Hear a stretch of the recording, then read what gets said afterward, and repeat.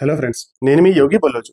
బలూచిస్తాన్ వేర్పాటువాదులు పాకిస్తాన్లో ఒక ట్రైన్ని హైజాక్ చేసి అందులో ట్రావెల్ చేస్తున్న 30 మంది పాకిస్తాన్ ఆర్మీ వాళ్ళను కాల్చి చంపేశారు. అంతేకాదు ఇంకా 214 మందిని బందీలుగా పట్టుకున్నారు. ఇదంతా చేసింది మేమే అని బలూచిస్తాన్ లిబరేషన్ ఆర్మీ అనౌన్స్ చేసి పాకిస్తాన్ గవర్నమెంట్కి 48 గంటల డెడ్ లైన్ ఇచ్చింది.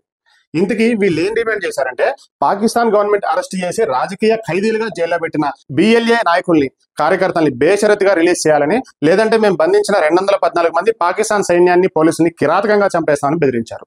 కాదని ఆర్మీ ఆపరేషన్ చేసి మా మీద అటాక్ చేస్తే మా దగ్గర ఉన్న మీ వాళ్ళందరినీ నిర్దాక్షిణ్యంగా కాల్చి చంపేస్తామని స్ట్రాంగ్ వార్నింగ్ ఇచ్చారు. అసలు బలూచిస్తాన్ వేర్పాటువాదుల గొడవ ఏంటో తెలియాలంటే మనం 1947కి వెళ్ళాలి. బ్రిటిష్ వాళ్ళని తరిమేసి 1947లో మన దేశం భారత్కి స్వాతంత్రం తెచ్చుకున్నాం. అదే టైంలో భారత్ని చీల్చి పాకిస్తాన్ ఏర్పాటైంది. అయితే బలూచిస్తాన్ అనేది పాకిస్తాన్లో ఒక ప్రాంతం. అది జాగ్రాఫికల్లీ ఎంత పెద్దదంటే టోటల్ పాకిస్తాన్లో 44% ల్యాండ్తో 6% పాపులేషన్తో ఆక్యుపై చేసి ఉంటుంది. పైగా ఇరాన్, ఆఫ్ఘనిస్తాన్ దేశాలతో అరేబియన్ సముద్రంతో బోర్డర్ షేర్ చేసుకుని ఉంటుంది. పైగా న్యాచురల్ రిసోర్సెస్ విషయానికి వస్తే gas, oil, coal, gold, copper లాంటివన్నీ దొరికే ప్లేస్. అయితే 1947 తర్వాత నుంచి ఈ రోజు వరకు బలూచిస్తాన్లో ఉన్న ఈ రిసోర్సెస్ అని వాడుకొని బలూచిస్తాన్ని డెవలప్ చేయకుండా మిగిలిన పాకిస్తాన్ని మాత్రమే డెవలప్ చేస్తున్నారని వేర్పాటువాదుల వాదన. దీనికోసమే బలూచిస్తాన్ లిబరేషన్ ఆర్మీ పుట్టింది. ఈ బిఎల్ఏ వాళ్ళు ఏమంటారంటే, నిధులు మావి, డెవలప్మెంట్ మీకా?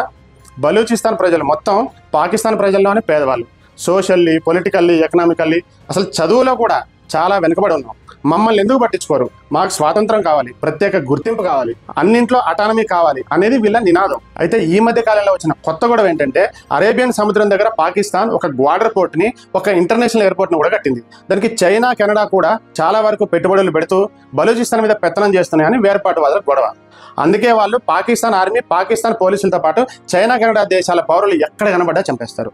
అయితే పాకిస్తాన్ ఆర్మీ జనరల్గా పనిచేసిన పర్వేజ్ ముషరఫ్ పాకిస్తాన్ అధ్యక్షుడు అయ్యాక బలూచిస్తాన్ లిబరేషన్ ఆర్మీతో పాటు మిగిలిన వేర్పాటువాద సంస్థలన్నీ ఉక్కుపాదంతో అణచివేశాడు, కానీ పూర్తిగా ఇప్పటి వరకు నిషేధించలేకపోయారు. ఈ బలూచిస్తాన్ లిబరేషన్ ఆర్మీతో పాటు దాని అనుబంధ సంస్థల కొన్నింటి మీద పాకిస్తాన్తో పాటు అమెరికా, బ్రిటన్ లాంటి దేశాలు కూడా బ్యాన్ విధించాయి. ఇక ప్రస్తుతానికి వస్తే 500 మంది ప్రయాణికులతో బలూచిస్తాన్ క్వెట్టా నుంచి పెషావర్ వెళ్తున్న జాఫర్ ఎక్స్ప్రెస్ ని బోలాన్ డిస్ట్రిక్ట్ హిల్స్ ఏరియాలో కనుమ నియర్ బైలో ఉన్న గుదలార్, పెరో, కున్రీ ప్రాంతాల మధ్య ఉన్న 8th టన్నెల్ దగ్గర Balochistan liberation army railway track ని పేల్చివేసింది. ట్రాక్ పేల్చేసి ట్రైన్ ని రౌండప్ చేసి ముందు ఇంజన్ మీద ఫైర్ చేశారు. దాంతో ట్రైన్ లోకో పైలట్ ఇంజూర్ అయి పడిపోయాడు. వెంటనే ట్రైన్ ని హైజాక్ చేశారు. ట్రైన్ లో ఉన్న వాళ్ళందరిలో మహిళల్ని, పిల్లల్ని, బలూచిస్తాన్ సిటిజన్స్ ని ఒకవైపు, పాకిస్తాన్ ఆర్మీ, పోలీసులు, యాంటీ టెర్రరిజం ఫోర్స్ ఐఎస్ఐకి సంబంధించిన కొంతమందిని మరోవైపు డివైడ్ చేసి అందులో దాదాపు 20 నుంచి 30 మంది వరకు కాల్చి చంపేశారు. మిగిలిన 214 మందిని క్యాప్చర్ చేసి ఆ టన్నెల్లోకి తీసుకెళ్లారు. వీళ్ళంతా హాలిడేస్ కి ఇళ్లకు వెళ్తున్నారనే పక్కా సమాచారంతో బలూచిస్తాన్ లిబరేషన్ ఆర్మీ స్కెచ్ వేసి హైజాక్ చేసింది. ఈ బిఎల్ఏ అటాక్స్ పాకిస్తాన్ కి ఏం కొత్త కాదు. గతంలో కూడా క్వెట్టా రైల్వే స్టేషన్ లో సూసైడ్ బాంబర్ తో 26 మందిని చంపారు. పాకిస్తాన్ కొన్నాళ్ళు ఈ ట్రైన్ రూట్స్ బ్లాక్ చేసి ఈ మధ్య రిలీజ్ చేసి రాకపోకలకు ఫుల్ సెక్యూరిటీ ఇచ్చింది. అయితే ఈ హైజాక్ జరిగిన ప్లేస్ లో నెట్వర్క్ టవర్స్ ఏం లేకపోవడం వల్ల బందీలను కాంటాక్ట్ చేయడం పాకిస్తాన్ గవర్నమెంట్ కి కష్టంగా మారింది. కాకపోతే Pakistan air force helicopters, drones తో అటాక్ చేసి 80 మందిని రక్షించామని చెప్పి ప్రస్తుత పాకిస్తాన్ ప్రధానమంత్రి షహబాజ్ షరీఫ్ అంటున్నారు.